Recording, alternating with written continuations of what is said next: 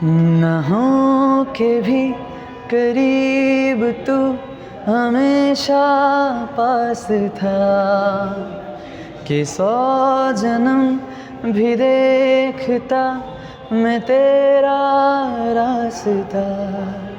আমি কিন্তু একবার আমার ইয়ারের টিকিট ক্যান্সেল করে ফেলেছি। ওটা সারেগামাপা, বাংলা গানের একটা শো।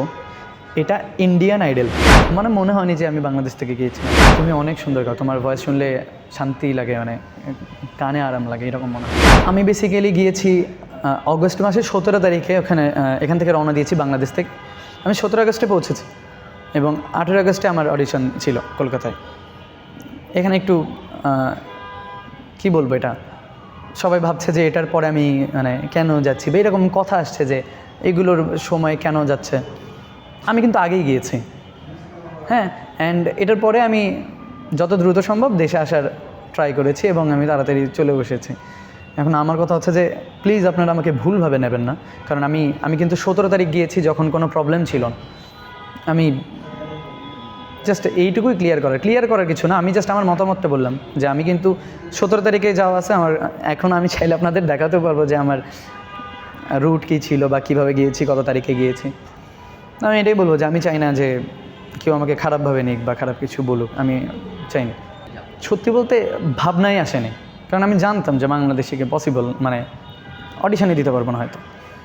ওখানে যাওয়ার পরে মানে আগের রাত্রে ভাবছিলাম ভাই যাবো এরকম।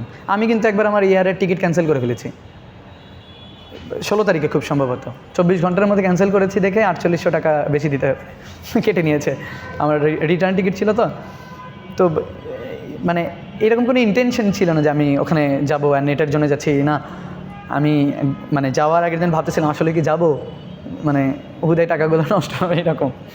বাট তারপরে তো আর কি যাওয়া হয় এরকম। আচ্ছা, এইটা নিয়ে 2 ধরনের মতামত আমি দিতে পারি। একটা হচ্ছে যে নোবেল ভাইয়ের কথা সবাই বলে সব জায়গাতে, ওটা সারেগামাপা, বাংলা গানের একটা শো। এটা ইন্ডিয়ান আইডল, হ্যাঁ ইন্ডিয়ান আইডল। ওটা বেসিক্যালি ওটা হলো যারা বাংলা ভাষাভাষীর লোকজন তারাই কম্পিট করছে, আর এটা হলো পুরো ইন্ডিয়া মিলে হয় ইন্ডিয়ান আইডল।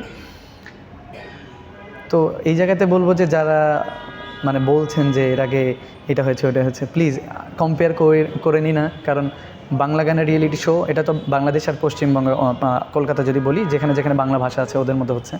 আর এটা হলো হিন্দি গানের। সো আমি বলছি না যে কোনোটাই সহজ ছিল, বাট আপনারা জানেন যেহেতু আমার mother tongue Bengali, so Hindi ভাষায় প্রোনাউন্সিয়েশন ঠিক রাখা, আমি জানি যে একদম অ্যাকুরেট তো 100% আমারও হয় না, হয়তো কারোগে 2-1টা ভুল হতেই পারে, এরকম হয়। তবে আমি জাস্ট আপনাদের এইটুকুই বলতে চাই যে দুইটা ডিফারেন্ট। সারেগামাপা একরকম, ইন্ডিয়ান আইডল অন্যরকম। আর এটা বাংলা ভাষায় হয়, ওটা হিন্দি ভাষায় হয়। হিন্দি ভাষাভাষী মানুষ ইন্ডিয়াতে অনেক বেশি, সো অনেক টাফ। ওখানে সবাই খুব হাম্বল ছিল, খুবই ভালো ছিল। তো মানে মনে হয়নি যে আমি বাংলাদেশ থেকে গিয়েছিলাম। সবাই আর কি খুবই সাপোর্টিভ ছিল, অ্যান্ড ওরা একটু পরপরই প্রশংসা করছিল, কারণ এসে বলছিল যে তুমি অনেক সুন্দর গাও, তোমার ভয়েস শুনলে শান্তি লাগে, মানে কানে আরাম লাগে, এরকম মনে হয়। তো অনেকগুলো ভালো ভালো বন্ধু হয়েছে। একটা ছেলে, বাট আমি ওকে না খুঁজেই পাচ্ছি না। আর ইনস্টাগ্রামে ফলো দিল ওই দিন, তারপরে আমি এসে বাসায় চেক করলাম, আমি আর পাচ্ছি না। ওর নাম হলো রিশওয়াত বেগ।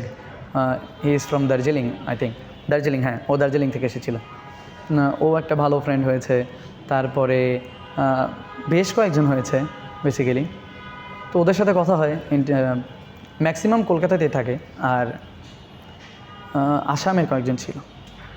না হো কে ভি করিব তু हमेशा पास था कि 100 जन्म भी देखता मैं तेरा रास्ता।